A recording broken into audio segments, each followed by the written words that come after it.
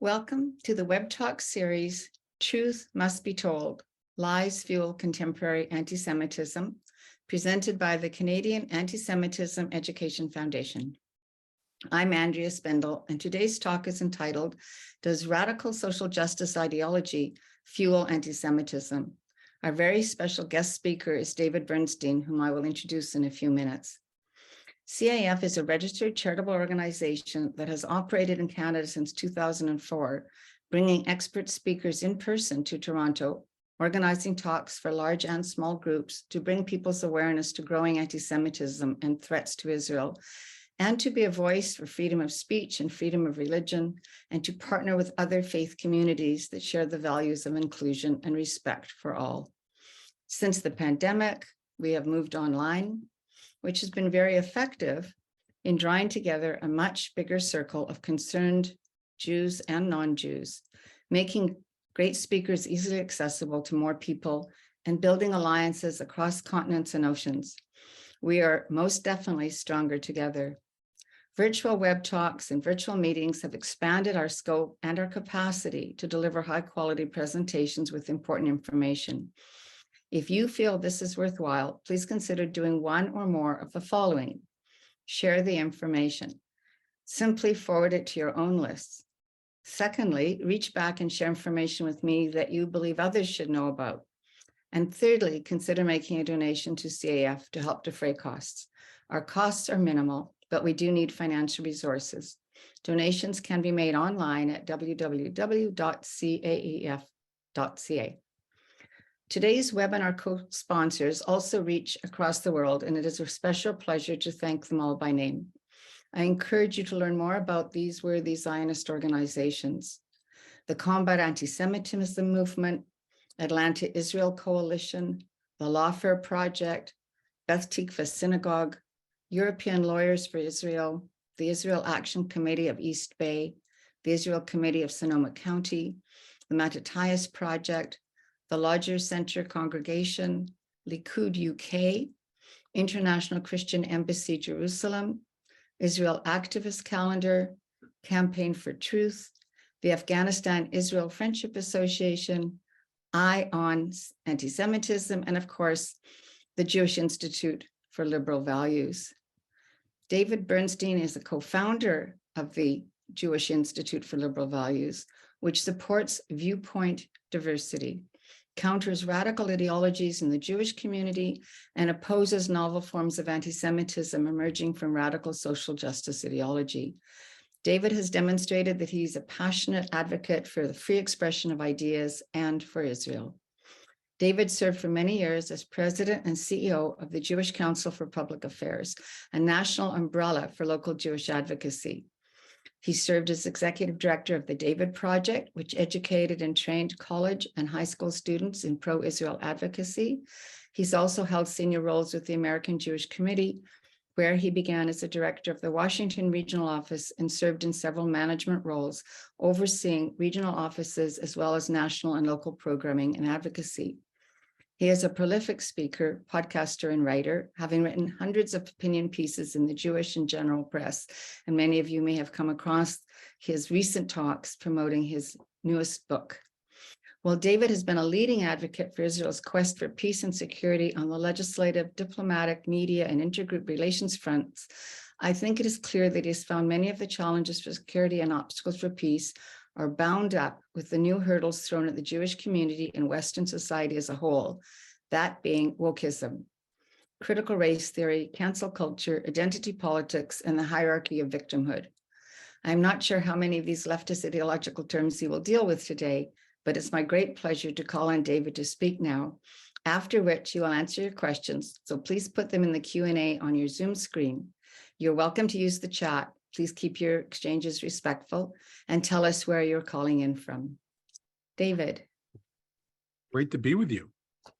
I am a longtime Jewish advocate, as Andrea mentioned. I've been in the mainstream Jewish community, really the center-left part of the Jewish community for much of that time. My last job in the Jewish Council for Public Affairs was certainly dealing in mostly the progressive realm. And I've been watching for many years as this ideology started to take hold in center-left circles in America and across the country. It's really been eye-opening to watch as institutions that I have always valued and been part of, even if they were imperfect, even if I had my critiques of them, became almost captured, and I hate to use that word captured, it sounds so conspiratorial, but almost captured by an ideology. So what do I mean by this ideology? What do I mean by wokeism? I called the book provocatively Woke Antisemitism. By wokeness, I mean two things. First of all, that oppression and bias are not just a matter of one's personal attitudes as we've always thought of them, but are embedded and ingrained in the very systems and structures of society. They're in the air that we breathe. They're in every nook and cranny of Western societies. So you'll find racism and oppression everywhere, according to this idea. And the second major tenet is that only people with lived experience of oppression are qualified to identify it and to articulate it and to define it for the rest of society.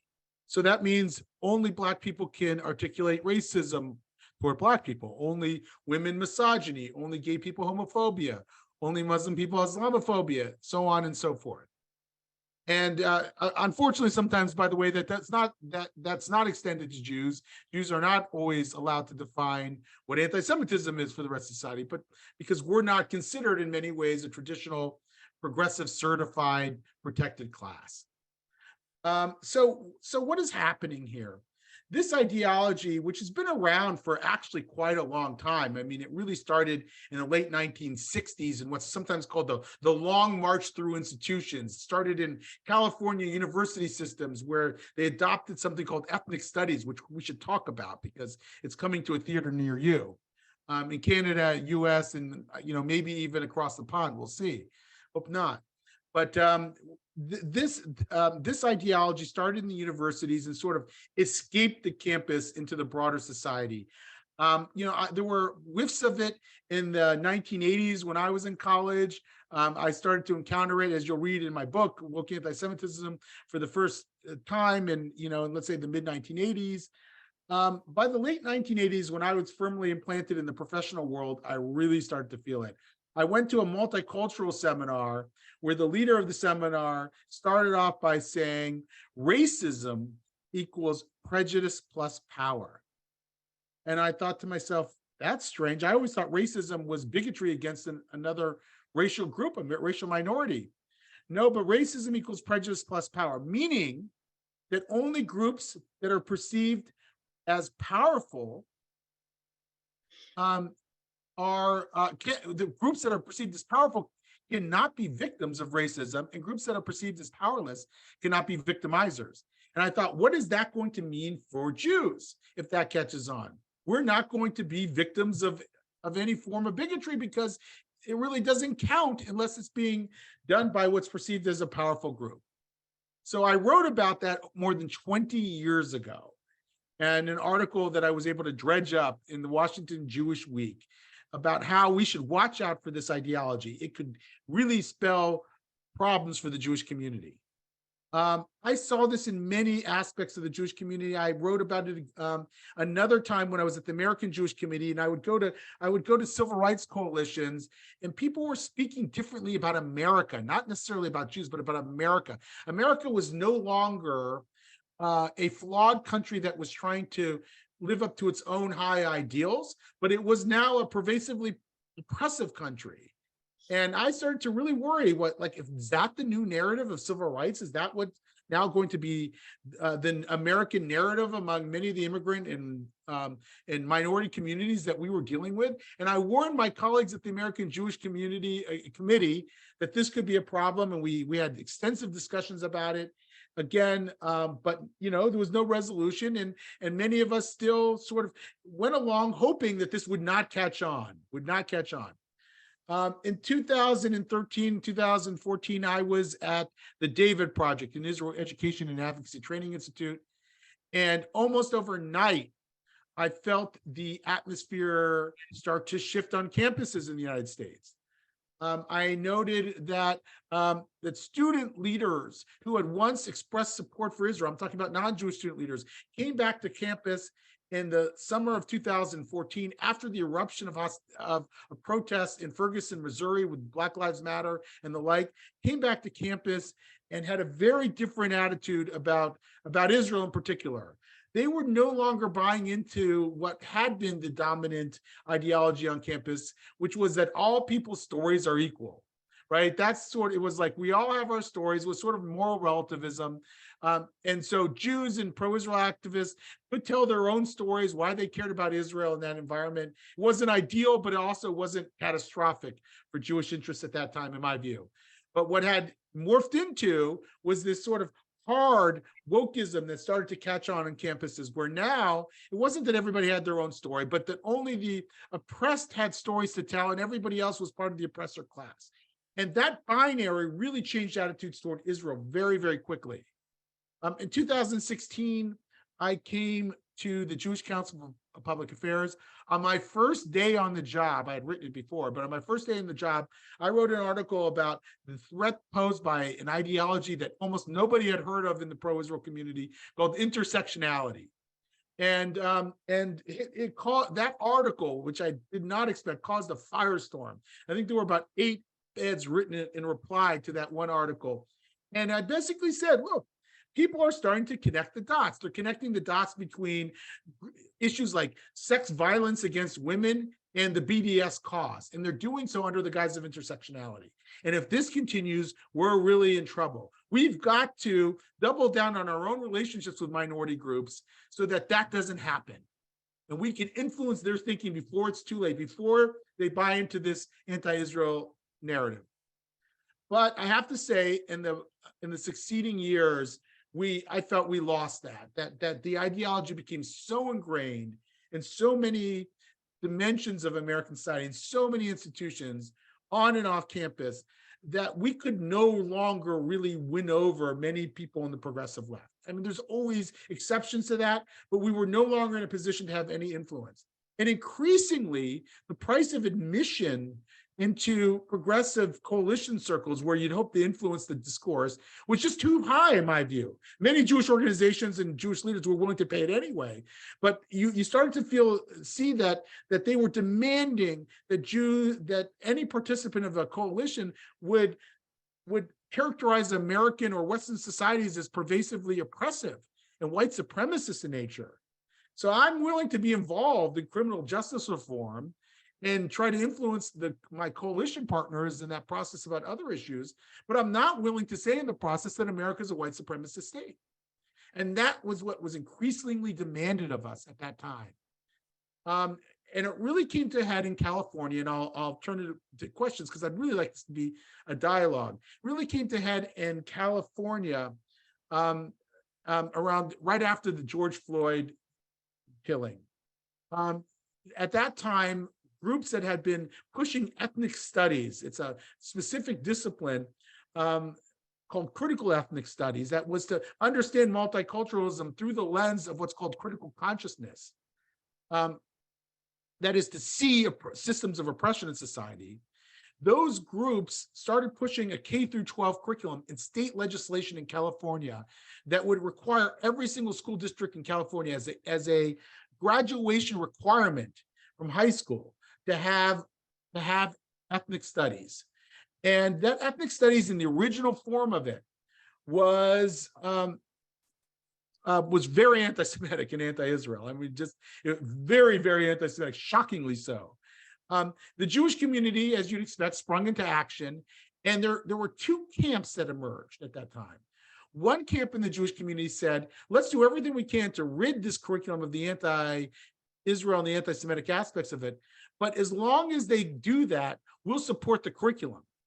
That curriculum held American society in contempt. It embraced this oppressor binary.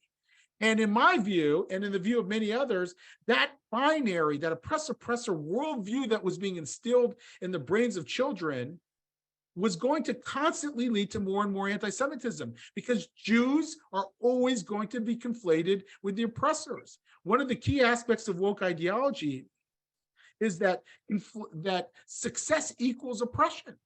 So if you're a group that's associated with being a part of the successful dominant class, you'll always be viewed as the oppressor no matter what. And this is why I think we're fighting a losing battle, trying to insinuate ourselves into this ideological matrix, trying to be perceived as one of the victim groups. I don't think that that's a winnable proposition. I think we have to fight the ideology itself. In other words, in order to fight the anti-Israelism and the anti-Semitism inherent in this ideology, you have to fight the ideology. It's not enough to try to convince them that we too are an indigenous group of people that's been oppressed through the ages. That to me is not a winnable solution. And so we have to figure out new ways forward, and I can talk about what some of the solutions might be, but maybe I can pause there and start to take some questions. Okay, David, I have a few basic questions, and we'll see if others post them. Is there a simple one-line definition that helps people understand what woke means? I read somewhere that it was a term actually in the Black community as part of a slang that they used for something completely different, but today it's not that. So what would be a simple definition? Yeah. So the term was originally coined in the Black community. There were even songs about it, like Get Woke and so forth. That was a way of saying that we can see the hidden systems of oppression in society. Get aware, get woke to those hidden systems of oppression. But over time, it became attached to an ideology, and that I've spoken about, that ideology that oppression is embedded in the very systems and structures of society, and that only those who are oppressed have the ability to articulate it for everybody else. So you can see how mischievous can come of that. In other words, if someone says, I have all the answers because of my oppression, then you must really be quiet. Then you must not speak out. Then I get to define the world for you and for everyone else. And that's how wokeism spreads so easily. Is there, in trying to reach others and draw an alliance, as you say, on issues, there could be liberal issues that one supports or views that are liberal to be supported, but not this. But is there any aspect of it that has a positive impact? Or do we just say it's all wrong? Yeah, look, it can be true that oppression or bias are embedded in the systems of society, right? Like we've lived through that as Jews in certain societies. And we Black people have indeed lived through that in Jim Crow's America, and obviously before that as well. I mean, you can't, of course, racism was embedded in the systems of society in the 1950s and before. But it's not always embedded in the systems of society. So when you insist that that's always the case, and you refuse to discuss any other alternative explanations for disparity in our society, you're engaging in a kind of dogma. So that's the problem. It's not that it has no important insights, it's that it claims to have the only important insight. The second aspect of it is that it's true sometimes that people who experience oppression have something to tell the rest of society.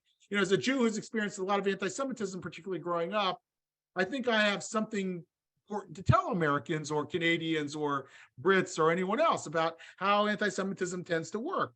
But I don't have a monopoly on that. I don't get to tell you exactly what to think. You as a Jewish person might have a different experience than my lived experience as a Jewish person. And so we have to be open to a discussion on anti-Semitism.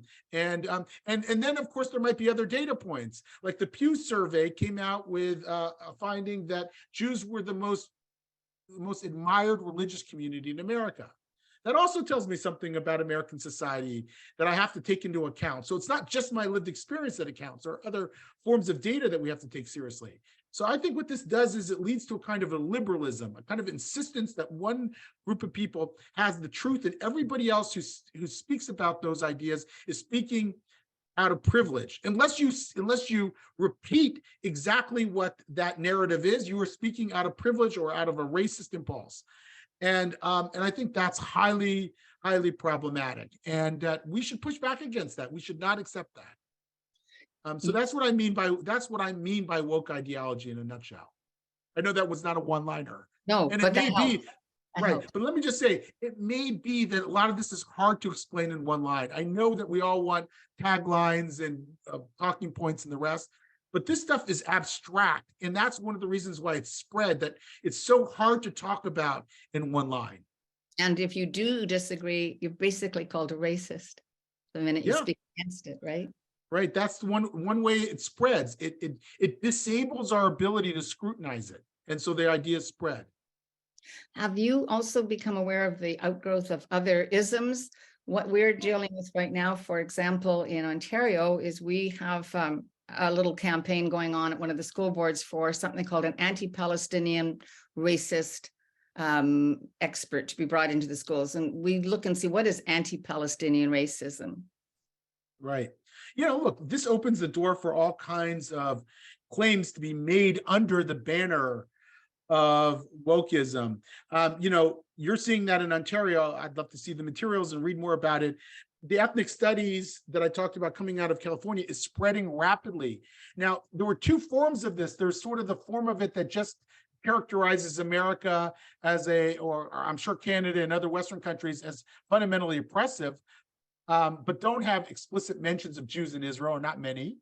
And then there's this, and then there's another form called liberated ethnic studies. And liberated ethnic studies is being pushed by the most radical extremist voices you can imagine. These are self-declared Marxists. They're pushing this across the country, and it's starting to pop up in school systems, not just in California, but around the country. This is a real and present danger that the American Jewish community, frankly, has not been up to task for. It is asleep at the wheel, and we've got to start fighting this. We're involved. We're actually starting a new initiative to oppose radical ethnic studies as it spreads. But this is a very dangerous situation here, and so all kinds of radical groups can get involved and under this auspices. So you see in this curriculum characterizations of Israel as a settler colonialist state. And I could show some very shocking materials that are coming out of this liberated ethnic studies crowd, and we've got to start pushing back quickly. I think you're quite right. It is already happening here. I think the other is that there seems to be a general denial, and you alluded to it, that people of color can actually be bigoted, whether racist or anti-Semitic. There seems to be a very strong notion that if you're a person of color, it doesn't affect you. But at the same time, and maybe you could address this also, I'm reading, and others are probably aware of it, that people of Asian backgrounds, particularly East Asians, are often lumped in with white people or Jews because they're successful.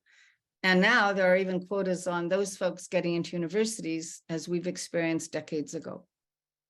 Yes. So in this ideology, one's privilege or oppression is attached to one's identity automatically. So if you're Black, you're automatically an oppressed. If you're a woman, you're automatically oppressed. If you're gay or you're trans, you're automatically oppressed. And if you're by virtue of being that identity. But if you're white or deemed white in this ideology, you're the oppressor. If you're male, you're the oppressor. If you're cis, you're the oppressor. So what does that mean for Jews? Well, Jews are being deemed white, whether we define ourselves as white or not. And it's sort of in that way an assault on our identity. Many of us might not even consider ourselves white. My mom's an Iraqi Jew, and I'm, according to 23andMe, 50.4% Western Asian. And so I should be able to define myself however I want. Maybe not white. Maybe I don't like the whole classification system. I don't, quite honestly. But here I'm being told that I'm white or white passing. And Asians are experiencing something very similar. There are different terms from it. Some say it's white complicity. Some say it's brown complicity. I've heard that term around. Some,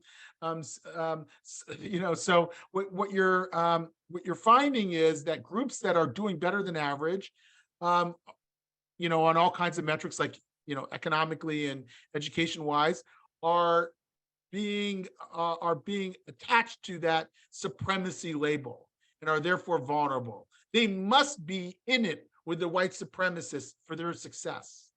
And I think that notion is very scary and very dangerous. Well, there's some facts that are so wrong, or not lies behind it. I have read that the highest average income in America today, which at one time might have been Jews, is actually people from Southeast Asia. So Yes. brown people are actually better off economically and education-wise, and that's never considered in this woke world.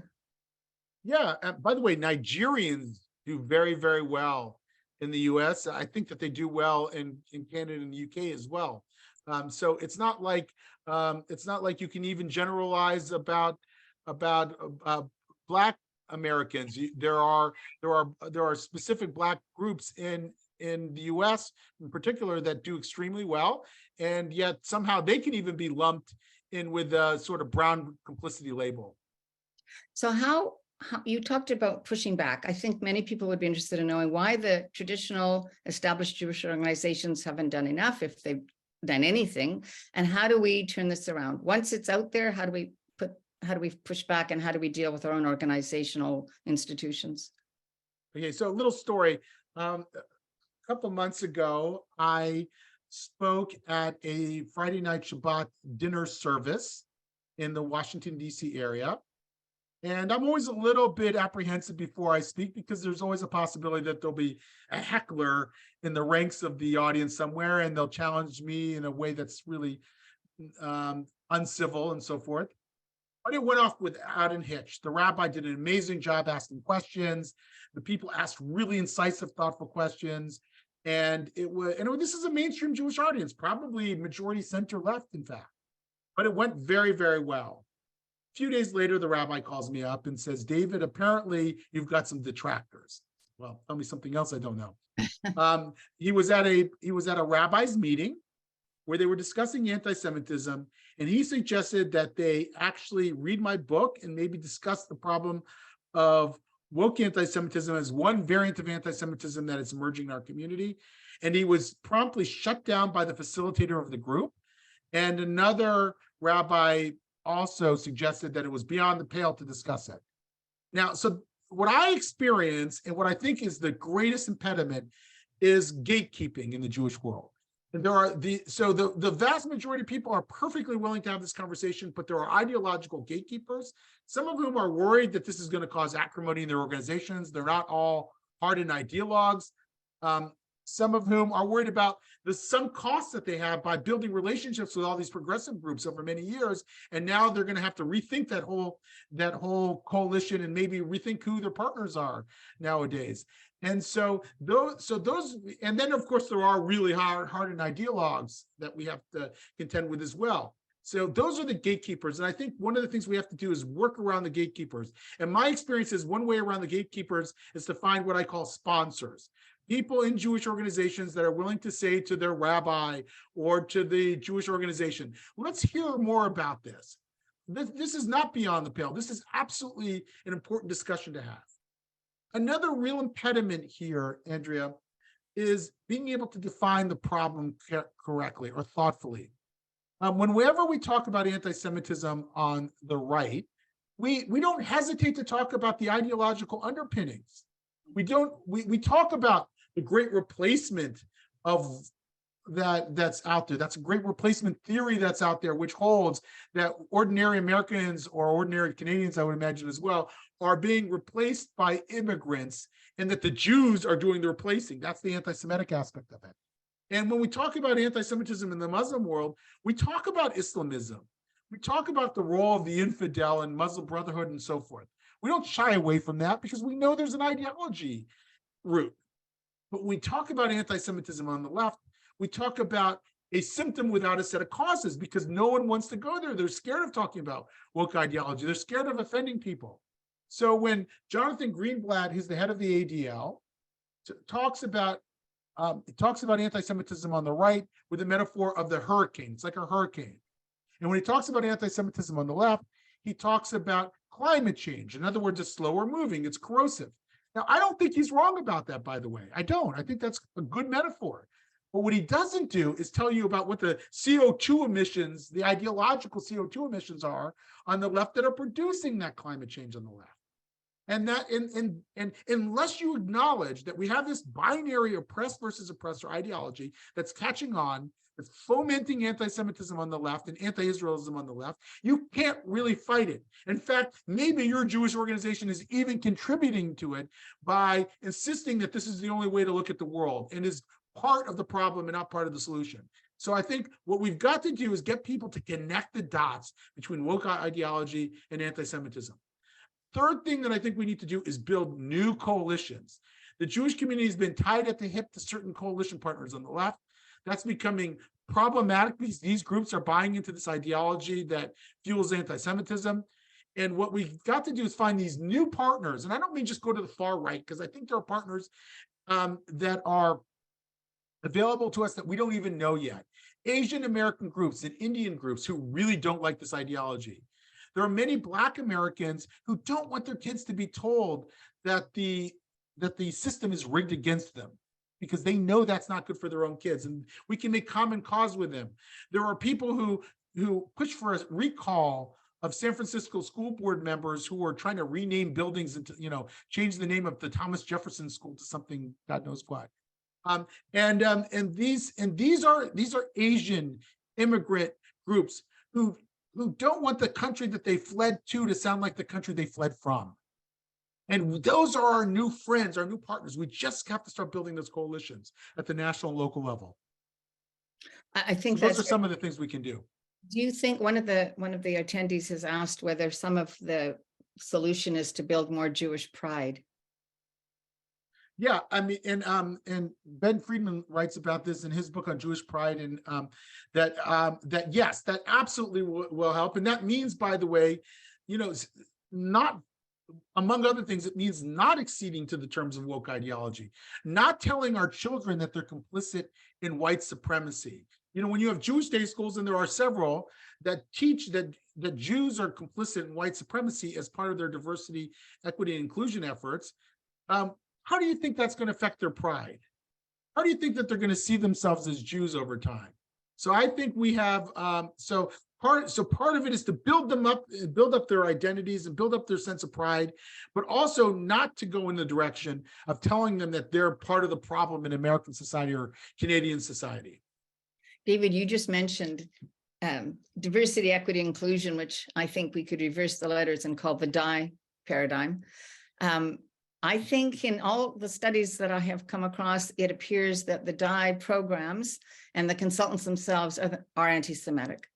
I don't know if this is a direct outgrowth of what is just another woke example of institutional takeover, but I've also read that the percentage of university monies now going to these types of programs is huge, as opposed to just getting on with dealing with anti-Semitism or dealing with racism when it occurs. We've now got mandatory DEI programs, mandatory consultants, and corporations that have taken this on. Can you talk a little bit about that? Is there any value to DEI at all, or is it all woke? Yeah, there is non-woke DEI. There are consultants who practice non-woke DEI. In fact, there are people who have flocked to develop new non-woke, non-coercive DEI practices that sort of celebrate the importance of diversity and think about ways we can create more inclusive workplaces, but don't try to indoctrinate everybody in a particular ideology.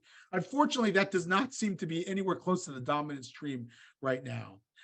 DEI is another way of smuggling in this ideology into institutions in American society and to tell everyone precisely what they must think about oppression and the like. And so we're seeing that spread. You had mentioned that this tends to be anti-Semitic, or that DEI practitioners tend to be anti-Semitic. The Heritage Foundation conducted a study of the Twitter following of university practitioners of DEI, and found that many of them engaged in sort of anti-Israel, comments and the like, and were much more supportive of China, for example, than they were of Israel. So that does tell you something about the prevailing political attitudes of people who are in the DEI space. And what we may be doing is, in a way, enfranchising a bureaucracy in many institutions, not just universities, that puts in power people with really radical ideas about the world and Israel and Jews. And so I think that's highly problematic. The DEI coordinator at the University of Maryland, who was put in charge of anti-Semitism, had tweeted out things that were very hostile toward Israel. So you can see how this becomes a problem. And I think we've got to push back. This is going to take a lot of courage, by the way. Another thing I'll say about solutions here is that people who have been reluctant to challenge this are going to have to find a way to do it if we're going to make any dent in this at all. Just as cowardice is contagious, so is courage. There are spirals of silence and there are spirals of courage. And every courageous act makes it easier for the next person to be courageous as well. So we've got to enable, empower people and encourage people to come out of the woodwork, to challenge this paradigm, to find their friends in an institution. So if it's you feel very alone, I rest assured there are other people who agree with you. So go through what I call the awkward dance. Identify other people who agree with you, and by starting out maybe with I have some misgivings about this. What do you think? And then before you know it, you find you have a compatriot in this battle, and there's strength in numbers. So the more people you find in an institution that are willing to speak out, the stronger you become, and the harder it is for somebody to shove an ideology down anybody's throats. No, thank you for that. I think that's very true. And I would like to just explore one earlier aspect of it, but I don't know if I would have thought of it as woke. In Canada, we have had for decades employment equity programs. In America, you had affirmative action. The intent was to hire people from minority groups, and from my background, to hire people with disabilities as well, and to ensure that an appropriate percentage of people in all levels of an organization came from all these different communities. That seemed very positive at the time. Now we're seeing that has become higher regardless of skills or merit. In Canada, it was always merit-based. So how do you deal with corporations that are putting in place mandatory programs just to make sure they've got numbers of people of certain color? It's not good for the individuals probably even put in those organizations.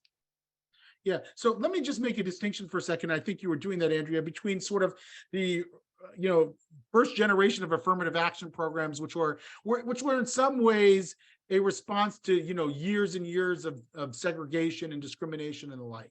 So you whether one agrees with them or not, that there's a debate to be had, and that's been had on that subject. With the current understanding of equity, as Ibram X. Kendi defines it, says that unless there's approximate equal percentage of people in proportion to their numbers in society in any institution, that means that there's discrimination or oppression. So for example, in the sciences, if there are 13% Black Americans in America and only, let's say 4%, I don't know what the percentage is, of Black scientists in American institutions, that means by definition that there must be oppression or systemic discrimination against Black people. So what you have to do is get those numbers up immediately. That's a departure from the original affirmative action equation. That's not what we meant by affirmative action going back to, let's say, the late 1960s and 70s. Proportional representation is very different, and it puts immediate demands on corporations to change things, and it's also just so destructive. I mean, we should be investing in, I think, young Black kids in science, right? So you can build a pipeline to the science, but to say that you're going to immediately jump from, let's say, 4% to 13% by just insisting that there be proportionate representation is completely ridiculous and not doable and destructive. And that's exactly what equity is trying to do. A lot of synagogues, particularly, well, maybe only in the liberal denominations, have social justice committees. My experience is that nothing within the committee structure at the synagogue I belonged to, which had about 20 committees, dealt with anti-Semitism. So we had committees to deal with Indigenous rights and Black rights and women's rights and social housing and environment, but nothing on anti-Semitism. How does one deal with their community, their spiritual community, their congregational community that can't see this as an issue? Yeah, so I just want to push back on that a little bit and say that look, there is a tradition of social justice, whatever we mean by that, in the Jewish community, in Jewish texts and in our history of helping people. what I think the problem is in social justice circles in most Jewish organizations, it's been taken over by by woke ideology. So instead of saying, okay, there might be multiplicity of ways that we can help people, and there are a multiplicity of ways that we can help people, there's only one way, and it's a politically ideological way. And it's about, and so instead of saying, well, maybe we'll help people with disabilities, or maybe we'll volunteer at a soup kitchen. Instead, it's let's embrace an ideology that tells us exactly who the oppressed and the oppressors are. That's the problem. And here's where I think political conservatives could push back a little bit in a constructive way. I'm very good friends with a political conservative leader who I think is an amazing social justice activist. He helps people with disabilities. He volunteers. He gives a ton of money away. He's got a heart of gold. He's a social justice activist. He's doing tikkun olam. Why should you cede those terms to the ideologues? Instead, right, come up with a conservative way of doing social action. Doesn't have to be mutually exclusive to fighting anti-Semitism and supporting Israel. We can do both of those things as Jews. Just let's not be monolithic in the way that we think about social justice. Well, to take it further in the congregational circle, one of our attendees is asking how you deal with a woke rabbi. I don't know if it's communities that convince their rabbis or rabbis that convince their communities, or a little of both, but I'm seeing in Toronto that we have some rabbis who are quite woke. Yeah, well, there are a lot of progressive rabbis out there who really buy into this ideology, and it's very hard. I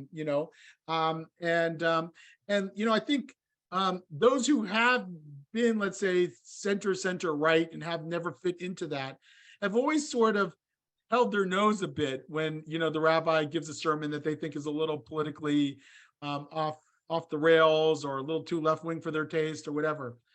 This ideology is sort of an escalation of that in a very, very serious way. And and I think congregants can start to come together more than they have. I mean, I think people can say, listen, this is not the kind of congregation we want to be a part of. We want our congregation to stand up for, Jewish values, whatever that means, and we'll spend time thinking about them. But that doesn't mean that we're going to adopt an ideology that you think is the one-size-fits-all explanation for all disparity in the world, which we think also might be fomenting anti-Semitism. So I think, you're not going to win in every circumstance. There are many, congregations that are just too dominated by this ideology for you to ever find a place in them. But I think that there's plenty of room for pushback. And a lot of institutions, I find, haven't been fully taken over by the ideology. They've allowed the ideology to sort of eclipse their classical liberal values. The Jewish version of classical liberal values is machlok l'shem shamayim, arguments for the sake of heaven. They've allowed that to eclipse those values, and I think it's still in the ether in those organizations. And I think what we can do is accentuate the tensions and the contradiction between a congregation that prides itself, or used to pride itself, in viewpoint diversity, with this ideology that they've suddenly bought into and are insisting everybody else buy into as well. And so I think if enough people from a congregation come together and tell the rabbi, tell the social action committee, tell the board, this doesn't represent us, I think you can see some change in many places. It seems that some of the Jewish organizations, which have always been progressive left on Israel, have then really easily adopted this ideology. And it also looks like I don't know if it's a takeover, but certainly it's being advanced by the pro-Palestinian sector of our society, which is multiple organizations, coalitions that are BDS oriented, pro-Palestinian race, fighting racism, and they're very heavily influencing school agendas and board decisions these days. How does one explain the connection between Islamism, which is how I would term that, and this left liberal ideology? Because the Islamism looks very fascist to me. Yeah, there's a concept that the Reed Institute, which is a Israel-based think tank, called the Red-Green Alliance. The Red-Green Alliance is the emerging and alliance between the progressive left in the West and Muslim Brotherhood oriented organizations. It's actually been around in Europe for quite a while. That's really taken center stage in Europe for quite a while. It's relatively new in the US. And we're seeing groups like the Council of American Islamic Relations, which really is an arm of the Muslim Brotherhood, find common cause and utilize the language of woke ideology in order to further their own aims. So these are people who are deeply social conservative, probably have no use for any of this ideology, but understand that if they promulgate it, they can use it for their own benefit. And so that's precisely what you're seeing now. They're using it to lobby against like the Abraham Accords in the United States, and to particularly get the United States to distance itself from the Gulf states that have been forming, peace deals with Israel, so that they can limit the growth of the Abraham Accords framework. So I think that's something that we have to start to look out for carefully and start to oppose as well, and point it out to policymakers that this is a danger to American interests, and that but you can imagine why it would be so successful. I mean, if I were part of a Muslim Brotherhood organization, I'd latch onto it as well. So I think that's another way that we can explain the dangers to the Jewish community and Jewish leadership. I think that is exactly what is happening in Canada too. I think that pro-Islamic, pro-Palestinian organizations that are tending to be Islamist are doing exactly what you've described and shutting down the conversation, because when you confront them, you're accused of Islamophobia. And that's a terrible thing, right? I need to get it branded on my forehead because I'm obviously one. But the label of Islamophobe is equal to being called racist. It's a terrible denigration to people. Yeah, that's right. So it's weaponized to stop any advocacy going in the other direction. I saw somebody, by the way, ask about whiteness, and it's something I really didn't touch upon that much. Dr. Pamela Peresky, who's involved with my organization, the Jewish Institute for Liberal Values, and was former chair, likes to say that when whiteness was considered a moral good, Jews weren't white. But when whiteness is considered an unmitigated moral evil, Jews are considered white. And I think that is something that we've got to push back against. One of the things I urge people to do is maybe not check the box on the census form. Right. Or, maybe we can all engage in a don't check the box campaign. I think that, and to psychologically make the transition ourselves. There's no reason for Jews to have to think of themselves as white. That is a construct that comes out of America's own history of race. There's no reason we have to accept that framing for ourselves. We can define ourselves however we see fit. If you want to define yourself white, fine. But I don't have to define myself that way. And I don't think as a community, we should or have to define ourselves that way. And many of us, by the way, don't fit those categories well. Why should a Jew from the former Soviet Union that was oppressed their entire lives view themselves as quote unquote white? That's ridiculous. Why should a Jew from Persia or in my case, from Iraq have to define themselves according to that nomenclature? I don't, and why should an Ashkenazic Jew, who's maybe your parent or grandparent were victims of the Holocaust, have to accept those terms when they were murdered for being non-white by the Nazis? I don't think we have to accept the script that others have handed down to us. We have to get the Jewish educators to stop doing it, because I think they've bought into some of it. And so, as you point out, Jewish schools, Jewish educators, Jewish professors, or some of them are using this same language, or saying things like, we live in a white dominant society and we're white passing, whatever the heck that means. Right. Yes. And Andrew Sullivan, the writer, pointed out something that demonizing whiteness, talking about white people as being almost demonic in the way that this ideology allows, is actually just one step away from anti-Semitism. First of all, if Jews are white and whiteness is something that should be vilified, then just that alone leads to anti-Semitism. But the language of anti-whiteness is very similar to the conspiracy theories and the hate that's been used against Jews. And so even if it doesn't lead to anti-Semitism, demonizing a group of people is wrong, and we should oppose it on that basis as well. I'd like to bring in comments here from Dr. David Nussbaum, who was listening in today. Some of you will know David's a psychologist who made Aliyah a year ago to Israel, and he points out the woke problem originated with Marxist fundamentalism and the error in his misunderstanding the notion that all people are equal. Can you talk a little about that? I don't even recall if in your book you connect wokeism with Marxism. Yeah, so wokeism is rooted in Marxist thought. And it comes out of a Marxist tradition. As Natan Sharansky points out in my book, Woke Antisemitism, he wrote the foreword to the book, that if you just substitute race for class, you end up with wokeism. It uses almost identical framework of, almost identical Manichaean division between oppressed and oppressors.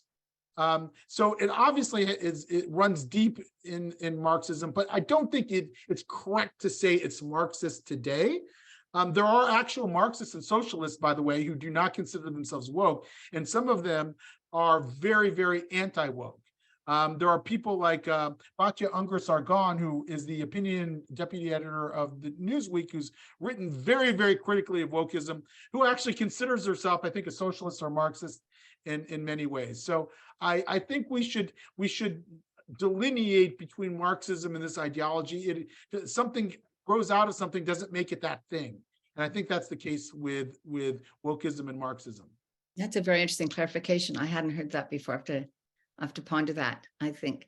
Yeah. By the way, one interesting wrinkle on this, one possible way that wokeism sort of hits a stumbling block in society is that there's a lot of young people who consider themselves sort of quasi-socialists and don't like wokeism. And if they can render wokeism uncool, I think it's one way that we see the culture change. That would be cool. Okay, so if we don't like CRT, do we go the extent that Governor DeSantis has in Florida? Did he not ban it? I believe. Yeah, I'm not a fan of banning anything. That's just I'm a free speecher, and I don't want ideas banned. My solution would be, look, DeSantis is right that this is a real and present danger. But I wouldn't go that route of banning the ideas. I think the best way of dealing with this is to expose kids to multiple ideas and let them debate those ideas. Because, by the way, if your high school student doesn't see this in high school, they're going to see it in college.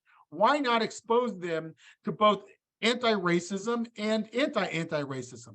Let them read not only Ibram X. Kendi, but let them read the great scholar from Columbia, John McWhorter, who criticizes anti-racism, so that they develop their critical thinking faculties. And when they are inevitably exposed to this in college and in DEI programs as they progress in life, that they'll have the arguments at their disposal to oppose it. I don't think by banning something, I don't think you actually defeat it. I think you can make it more popular.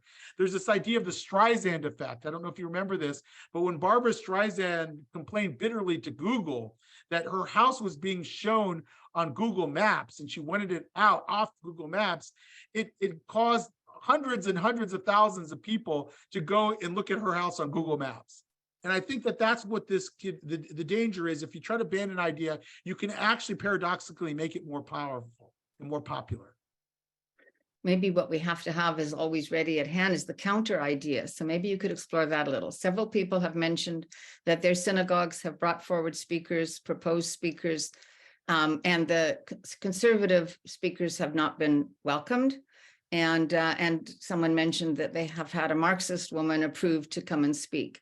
So how could one insist on a balance? The synagogue I belonged to until recently invited somebody from Independent Jewish Voices to speak. And for me, that was the last straw, which is your equivalent to your Jewish, what do they call it? JVP, Jewish Voices for Peace in the US. Yeah. Yeah, that's a pretty extreme group, I wouldn't be happy with the speaker from Jewish Voices for Peace in my synagogue either. My rabbi, by the way, who's a conservative rabbi, would not for 1 second agree to that. Just saying, like, not all synagogues are the same just because of their denomination. I've been absolutely welcomed in many Reform synagogues in the United States by rabbis who are willing to stick up for these values of openness and oppose anti-Semitism and are unflinching in their criticism of this. So, even though I'm worried about the shift in moral attitudes and ideology in reforming conservative Judaism, I don't think it's everywhere to the same degree. In fact, my organization, the Jewish Institute for Liberal Values,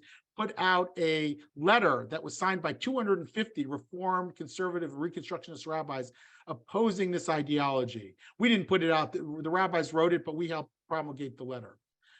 So you can see we have many friends and allies there. What I think you can do, to answer your question, Andrea, is I think you've got to find strength in numbers. I mean, going back to what I said before, you got to find strength in numbers in every single case. Do the awkward dance. Find people who agree with you. Then go and meet with the rabbi or executive director and say, we're not happy with this direction. We want to see more diversity of points of view. This doesn't live up to machloket l'shem shamayim, arguments for the sake of heaven. We want there to be a multiplicity of views, and you're stifling that in our synagogue by only allowing one. I think that's very hard to resist. It won't work every time, but it'll work a lot of times. Well, you suggested courage. So while you were talking, I'm thinking that maybe people need to do something I've never done, would be to put out a letter to the entire congregation if they could get through a list and ask what people think, because I don't think the majority of members of congregations actually speak up or are necessarily represented in the decisions of a few. Yeah, I think that's right. I think that's right. And they're depending on you not speaking up. They're depending on it being kept under wraps. They're depending on the fear factor of people not saying that this ideology doesn't represent me and my beliefs. And so I think we have to find ways of being more courageous. It's not easy to do. You don't want to be called a heretic. You don't want to be called a racist. You don't want to be called privileged. But believe me, when you find strength in numbers, you can start to reverse the hold that has on the discourse. Well, I want to take it to one place we haven't spoken about, but I have read recently that wokeism has actually affected the schools in Israel as well. So as much as most of it is anti-Zionist, it appears that in Israel, they're also experiencing this radical ideology. I've been to Israel twice since my book came out in late October, and I've talked to a lot of people, and I see very little evidence in Israel. I'm not saying it's nowhere. I think you probably can find it at the University of Tel Aviv, for example, but it doesn't have the same receptivity in Israeli culture. By the way, it doesn't have the same receptivity at this point in many non-English speaking cultures. In France, for example, there's almost a hysterical effort to prevent wokeism from gaining ground. Macron has been opposed to wokeism in no uncertain terms and has spoken about it. And there are many French academics that are trying desperately to prevent wokeism from spreading in, the French university system. The same in Germany. Ironically, by the way, Le Monde, the famous French publication, ran a review of my book, but I haven't gotten it in the New York Times or the Washington Post. So I do believe that there's something about English-speaking countries that are more susceptible to this ideology. You see it in Australia, you see it in New Zealand, you see it in the UK. None of those countries, by the way, do you see it to the same extent as the US and Canada. And I think Canada is the worst. I think wokeism is spreading in Canada at a much faster rate than it is because there's no opposing force in Canada to speak of. And the interesting thing about Canada is that I think Canadian Jews on average are less inclined to wokeism than American Jews. So I think it's quite disconcerting for many Canadian Jews who don't buy into the ideology. I'm not saying it doesn't exist among Canadian Jewry. I know it does. I've seen it, but it's a smaller percent of Canadian Jewry than it is American Jewry. So I think Canadian Jews are going to really have to struggle in this environment to make sure that their institutions remain, open and liberal, and liberal in the small L sense, and and to start, and find ways of opposing it. We do have a comment from Dr. Christoph Gassenschmidt saying that it is apparently growing in Germany. Yeah, I've heard that. I've spoken to people in Germany, but I look, maybe that's for another time and another discussion. Maybe we can bring some academics together and have a conversation about where it is in various countries. I think it would be fascinating to have a few German, French scholars, Australian, and really compare notes about what's happening in those places. I want to share one comment from Jennifer. I love this comment. She said, when asked where you're from, the answer is Judea, Yeah. right? From Judea, right? Then we don't have to answer we're European, we're Judean. I like that. I do want to, before we close, mention one thing. You've talked about getting people together, organizing to confront it. I don't know if everybody's aware of what is being proposed by Jordan Peterson, but I'm pretty sure everybody's aware of Dr. Jordan Peterson. And he has called for a conference, an international conference, to confront some of this ideology and a whole bunch of other issues that I think he's concerned to have been, expropriated by the few, and that many of us are sort of subject to large political decisions that we have no say in. Are you familiar with the movement he's proposing and have any thoughts about that? I've read his comments about that, and it's very interesting. I'm an early adopter of sort of anti-wokeism in its original form, and it's morphed, and there are different camps now of the anti-woke movement. There's sort of what you might call the Chris Rufo camp. Chris Rufo is an activist in the US who's been very influential with Ron DeSantis. And they believe in creating a political force like you have in Florida that outright bans these ideas as much as possible. And then there's sort of the more, you might call it liberal humanist camp, which I consider myself in, which values free speech and freedom of expression and believes that we shouldn't censor anything, but we shouldn't indoctrinate people either. And so I would want to know whether or not which of those ideas and approaches is being advanced in such a conference. And it may be that there's a multiplicity of approaches and that they're all under a big tent. That's fine. I'd be happy to be part of such a conversation. But we are spending a lot of time, by the way, building bridges with Asian Americans, Indian Americans. I think you could say the same about Canadians, Black North Americans, and trying to fashion a new coalition that's against extremist ideology from both ends of the political spectrum. I really appreciate that. That's a great summation, because I think for many of us, we sort of feel we have to be conservative in order to address this, even if a lot of our values are traditionally liberal. So I think your notion that there's solutions or support on both sides is very important. We need to work harder at that.